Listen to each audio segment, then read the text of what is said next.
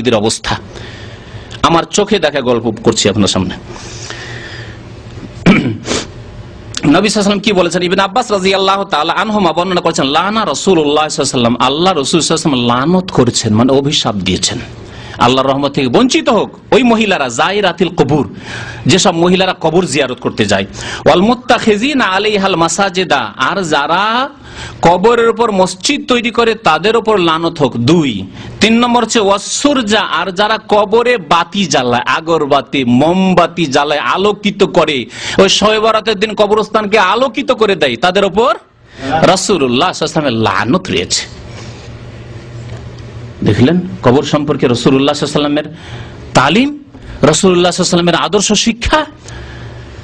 কবর জিয়ারত মহিলাদের জন্য চলবে না, বরং লানত হবে, নেকি তো হবে না, লানত হইতে থাকবে, আল্লাহর রহমত থেকে বঞ্চিত হবে। যারা মসজিদ বানায় বা সিজদার স্থানে পরিণত করে তাদের উপর লানত হচ্ছে, তা তো এর আগে অনেক হাদিস শুনলেন। আর যারা বাতি টাতি জ্বালায়, আলোকিত করে কবরস্থান কিংবা মাজার কি, তাদের উপরও রাসূলুল্লাহ সাল্লাল্লাহু আলাইহি ওয়াসাল্লাম লানত রয়েছে। আবু দাউদের হাদিস, তিরমিজির হাদিস, আর হাদিসটি হাসান। শেষ একটি হাদিস দিয়ে শেষ করছি। আবু হুরায়রা রাদিয়াল্লাহু তাআলা আনহু বর্ণনা করেছেন, ক্বালা রাসূলুল্লাহ সাল্লাল্লাহু আলাইহি ওয়াসাল্লাম, লা তাত্তাখিযু বুয়ুতাকুম কুবুরা, তোমরা তোমাদের বাড়িগুলিকে কবরে পরিণত করিও না, তোমরা তোমাদের বাড়িগুলিকে কবরে পরিণত করিও না। এর অর্থ কি? একটি অর্থ হচ্ছে যে তোমাদের বাড়িতে কবর দিও না, ঘরে ঘরে কবর দিও না। আব্বা মারা গেছে, দূরে আর কোথায় দিতে যাব, মায়ের ঘরে কবরটা দিয়ে দিই। রাসূলুল্লাহ সাল্লাল্লাহু আলাইহি ওয়াসাল্লাম হয়েছে তো আমার অসুবিধা দেখি, আমার আব্বার কবরটা মায়ের ঘরে দিয়ে দিই না, এরকম করবেন না।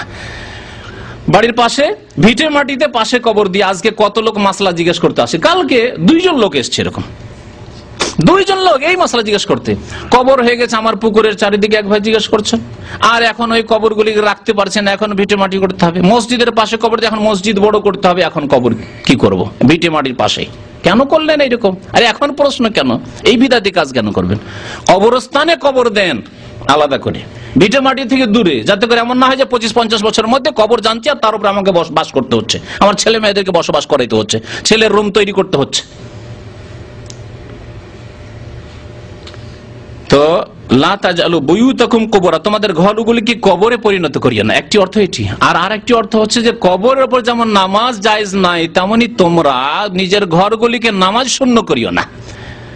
ঘরে কোনোদিন নামাজই পড়ো না, ফরজ নামাজ, সুন্নত, বেতর, নফল, এমনকি বসে নফলটাও, ওইটাও মসজিদে না আমাদের দেশের লোকদের।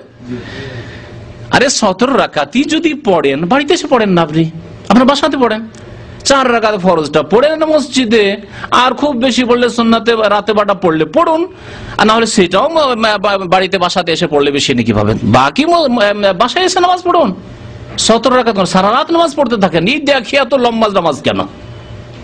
সুন্নতের খেলাফ কাজ।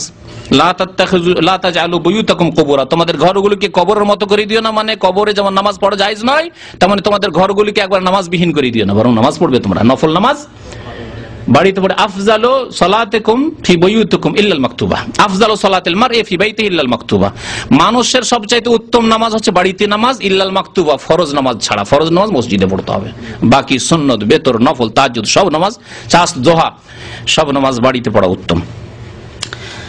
ওয়ালা তাজআলু কবরি ঈদান, এবং তোমরা আমার কবরকে মেলায় পরিণত করিও না, যেটা এখানে বলতে চেয়েছি হাদিসে।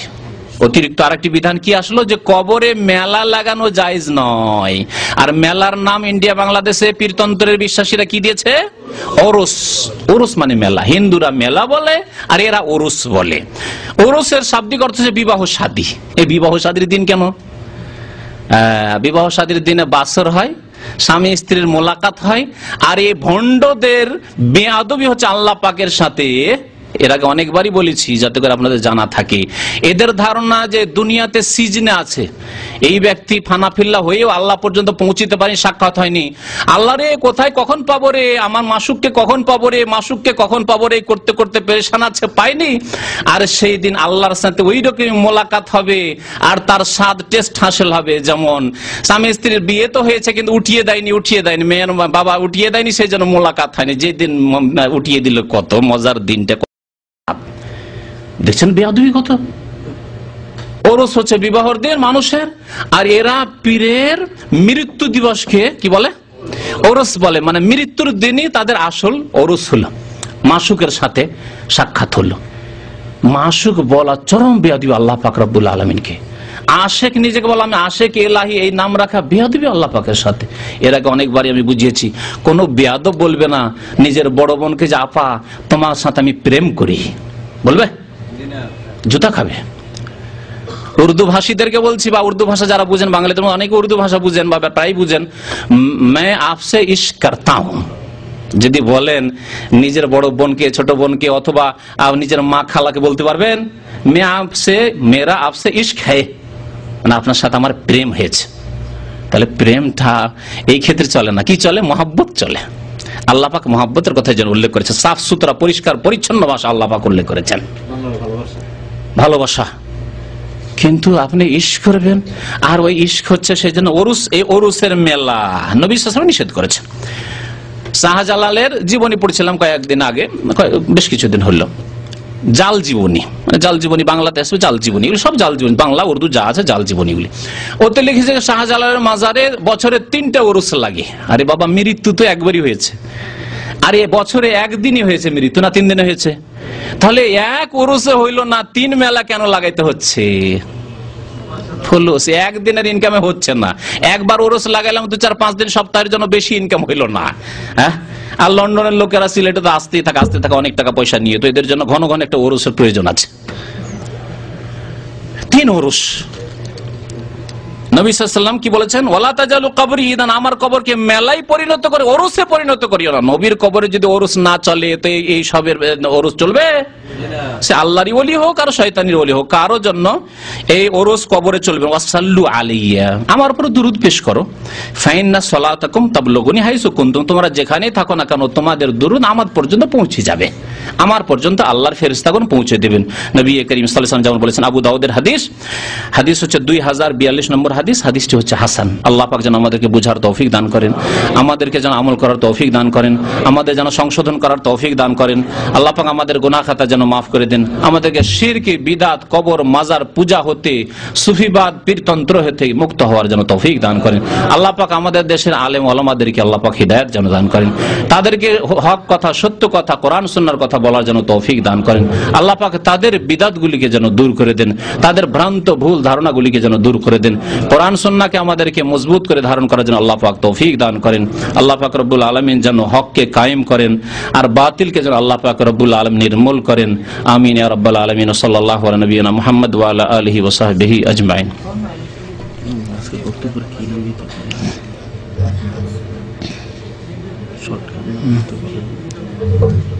কবর মাজার, আচ্ছা ঠিক আছে, চিন্তা করে পরে বল। আরেকটি কথা বলে দিই, যদি এর আগে অনেকবারই বলা হয়েছে, আমাদের দেশে আরেকটি বিদাতি ভাষা হচ্ছে কবর সম্পর্কে, যে কবরকে 3 ভাগে ভাগ করা হয়েছে, তাই না? কবরকে 3 ভাগে ভাগ করা হয়েছে। নবীর কবরকে রওজা বলবে। জাহিল বিদাতিরা না, সাধারণ মানুষ না, ইংরেজি বাংলা শিক্ষিত ডাক্তার ইঞ্জিনিয়ার না, কে? হযরত মাওলানা আর অমুক বক্তা সাহেব, তারা যদি রওজা বলে নবী সাল্লাল্লাহু আলাইহি ওয়াসাল্লামের কবরকে, কোন হাদিস আছে? একটু আগে হাদিস শোনালাম, তখন বলতে ভুলে গেছি আমি।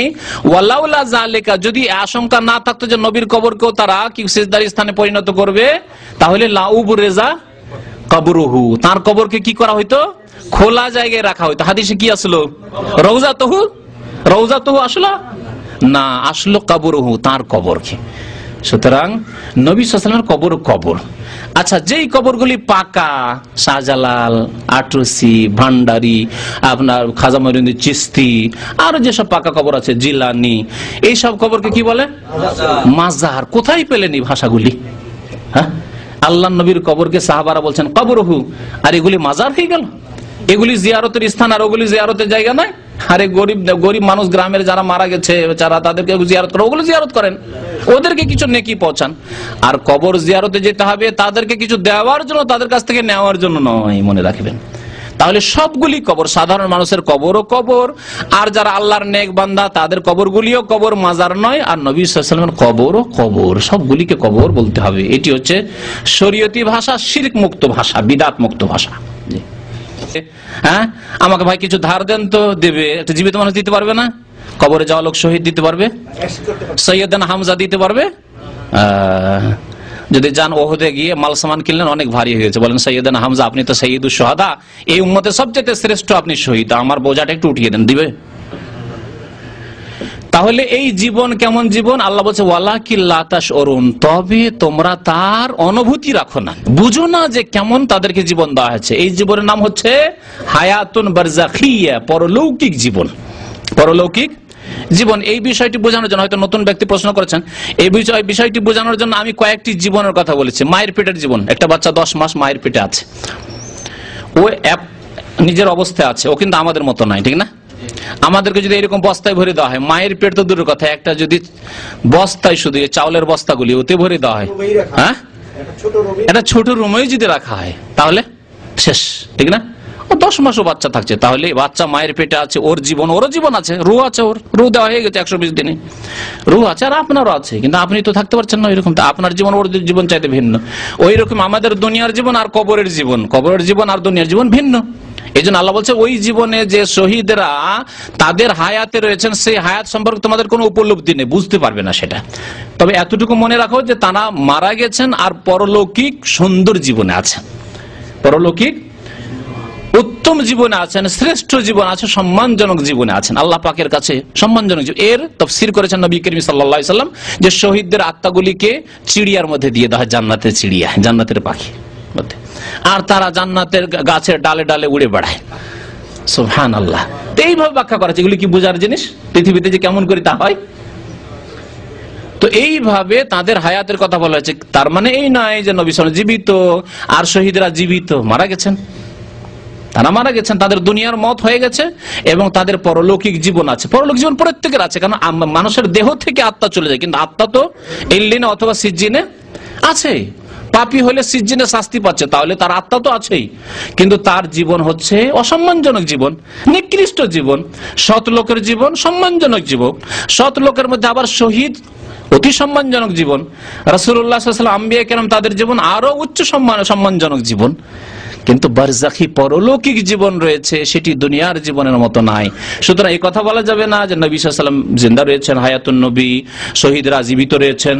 বলতে হবে পরলৌকিক জীবনে সুন্দর জীবন রয়েছে তাদের, পরলৌকিক জীবনে তাদের সুন্দর হায়াত রয়েছে, সুন্দর জীবন রয়েছে। জি, তাহলে কোরআনের আয়াতগুলিতে সমন্বয় হয়ে যাবে, হাদিসের সমন্বয় হয়ে যাবে। বলা হয়েছে মত হয়েছে, মারা গেছেন তারা।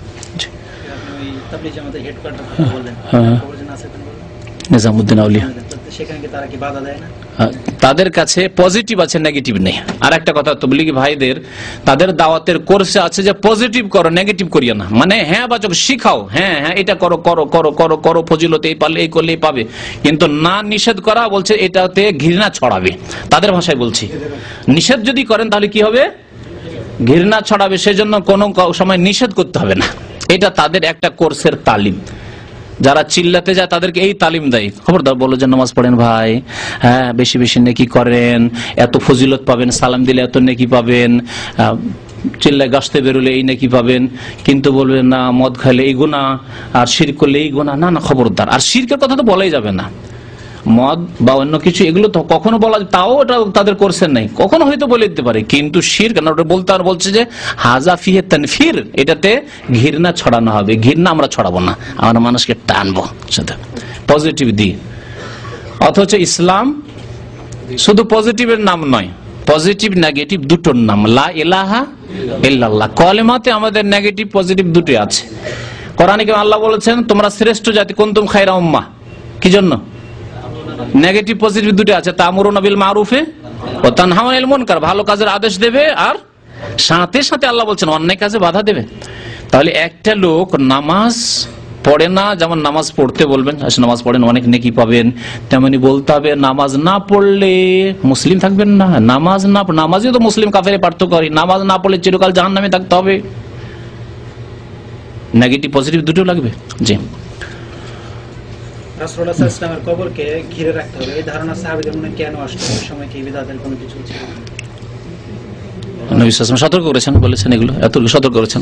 সাহাবায়ে কেরাম আমরা এতগুলি হাদিস যদি শুনে এলাম, কত হাদিস নবী সাল্লাল্লাহু আলাইহি ওয়াসাল্লাম তাদেরকে পড়ে শুনেছেন, খ্রিস্টান এরকম করেছে, তাহলে একদিন এরকম হবে।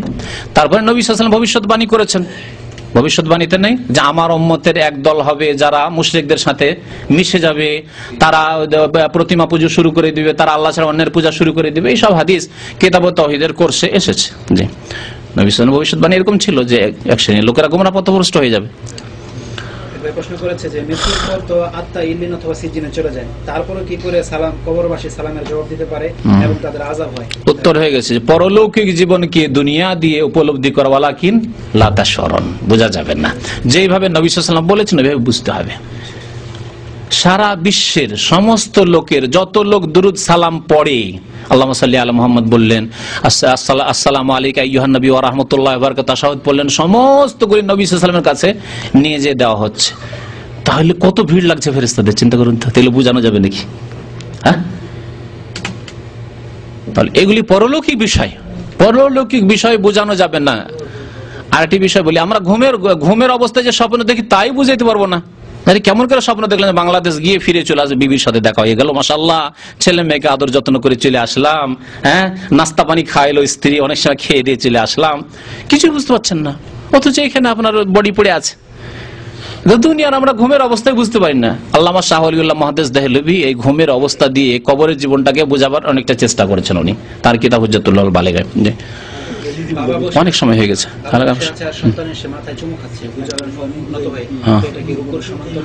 না, কারণ নবী সাল্লাল্লাহু আলাইহি ওয়াসাল্লাম থেকে প্রমাণ আছে যে বাবা বা যারা বড় ব্যক্তি তাদের কপালে এবং মাথায় চুমন দেওয়া সাবেত আছে। সুতরাং এই ক্ষেত্রে আপনি বলে রুকু নাই, নবী সাল্লাল্লাহু আলাইহি ওয়াসাল্লাম অনুমতি দিয়েছেন এতটুকু, কিন্তু আপনার পায়ে চুমন দেওয়ার অনুমতি দেননি।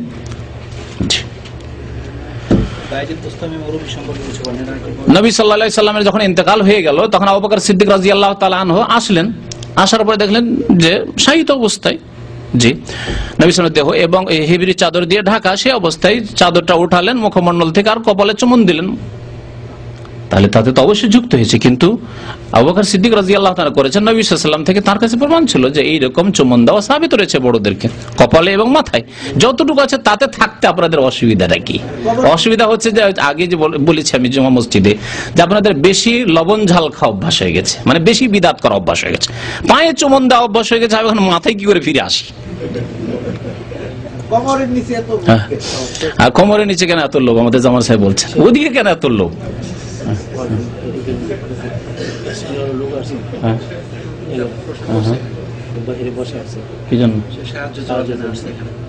না, আমাদের এখানে চাঁদা টাদা করা নিষেধ আছে, সুতরাং আমাদেরকে মুশকিলে ফেলিয়েন না। এখন এখানে সৌদি আরবে যে আইন কানুন তাতে চাঁদা করা নিষেধ আছে। আমি আমার ব্যক্তিগত বলছি, আমার সাইন করা আছে যে আমি অঙ্গীকার করছি যে এখানে আমার জানা মতে কোনো চাঁদা হবে না। কথা বুঝতে পেরেছেন? সুতরাং আল্লাহর ওয়াস্তে যদি আপনাকে সাহায্য চাইতে হয়, ইসলামিক সেন্টারের মধ্যে ডাইরেক্টরের নিচে বসবে, এসব পরে মাগরিব পরে তাদের কাছে গিয়ে বলবেন যে আমি গরিব মানুষ, আমার অ্যাক্সিডেন্ট হয়েছে, আমাকে যাকাত থেকে হেল্প করেন। হইতে পারে আপনাকে 1000 2000 দিয়ে দিতে পারে, একসাথে পেয়ে গেলেন। আর খামাকে 1 রিয়াল 2 রিয়াল 3 রিয়াল করে জমা করবেন না, বা 200 রিয়াল জমা হবে না, আর অনেককে মুসিবতে ফেলবেন, ঠিক না? সুতরাং আমাদেরকে আইন কানুন মেনে চলতে হবে যাতে আমাদের কারো সমস্যা না হয়।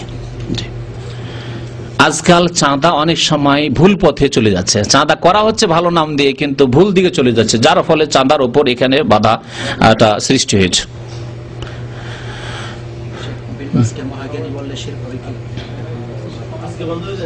মহাজ্ঞানিকাল বলতে এইসব ভাষার কি দরকার? তারপরে কেউ মোবাইল করে বলে জ্ঞানী বর্ষ। জি, এক ভাই বিয়ে করবেন, এক ভাই ছুটে যাবেন, দোয়া চাইছেন আল্লাহ পাক রব্বুল যেন হেফাজতে রাখেন, আল্লাহ পাক যেন জাওজায়ে সালেহা নেক নারী দান করেন, আল্লাহ পাক আমাদের সবারই যেন হেফাজত করেন, আল্লাহ পাক দুনিয়া আমাদের সুখী করেন, আল্লাহ পাক আখিরাতে যেন সুখী করেন। সুবহানা রাব্বিকা রাব্বিল ইজ্জাতি আম্মা ইয়াসিফুন ওয়া সালামুন আলাল মুরসালিন আলহামদুলিল্লাহি রাব্বিল আলামিন। বাংলাদেশ থেকে ফোন আসছে, এক মাদ্রাসা থেকে মাদ্রাসা শিক্ষক চাঁদা দিলে এখান থেকে তাকে দিতে হবে। না না, জায়েজ না। আমি চাঁদা দিতে এরকম নিষেধ আছে আইনে, তো তখন আমাকে বলল সৌদি তারা কি সকলে কি কাফের হয়ে গেছে, দান করে না।